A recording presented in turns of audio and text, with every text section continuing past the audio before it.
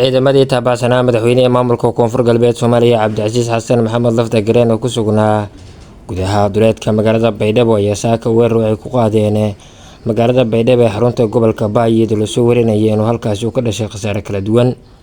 ciidankan oo muddooyinkii u dambeeyay isku aruursanayay gobolka Baay ayaa saaka berigii hore waxay weerar ku qaadeen gudaha magaaladaasi iyadoo ciidamadii dowladda ee hore ugu sugnaa magaaladaasi tan iyo markii xilka lagala wareegay ama markaasi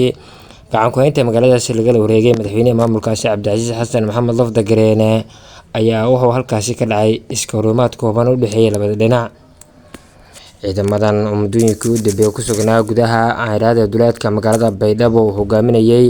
waa markaasi afhayeenka maamulkaasi ugaas Cabdi Xasan Maxamed ayaa waxay saaka weerar ku qaadeen magaaladaasi. ciidamadii Lafta Gareen ayaa 3 goobood oo kala duwan ka weeraray magaalada Baydhabo waxaana socda weerar dagaal ciidamada Lafta Gareen ee ku sugnaa duleedka magaalada Baydhabo ayaa si lug leh ku galay gudaha magaaladaasi. wasiiro iyo saraakiil ka tirsan maamulka Cabdicasiis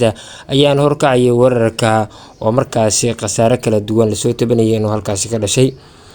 doorasho laga qabanayo Koonfur Galbeed ayaa ilaa iyo hadda la shaacin la yahay natiijadeeda. musharaxiinta la tartamayay mucaaradka ayaana helay codadka ugu badan ee doorashadaasi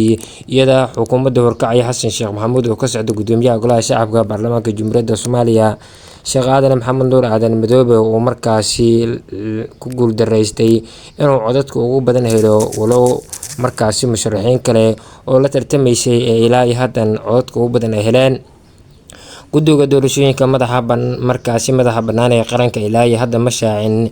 waa markaasi waqtiga rasmiga ee doorashadan ay shaacinayaan iyadoo tuhmo kala duwan markaasi ay jahwareer ay ku rideen doorashadan ka dhacday deegaanada maamulkaasi. tan iyo markii xilka markaasi lagala wareegay xukuumadda hogaaminaya Cabdicasiis Xasan Maxamed Lafta Gareen ee dowladda federaalka u magacawday Jibriil Cabdirashiid Xaaji Cabdi waa markaasi kusumaha madaxweynaha maamulkaasi ayaa waxaa deegaano ka tirsan maamulka Jubbaland isku aruursanaya taliyay ciidanka nabad sugidda ayraada waa ciidanka markaasi booliska Soomaaliya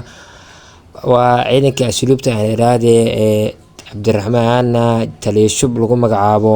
iyo markaasi Cabdicasiis Xasan Maxamed Lafta Gareen oo xilka lagala wareegay ayaa doonayay inay markaasi weerar ku qaadaan magaalada Baydhabo si ay gacanta ugu dhigi lahayn deegaanada maamulkaasi. haddaba waxyaabaha ka soo kordha dagaaladan ka soo cusboonaanaya deegaanada maamulkaasi wararkeena ama barnaamijyadeena dambe ayaad ku daawan doontaan. aad baad u mahadsantihiin.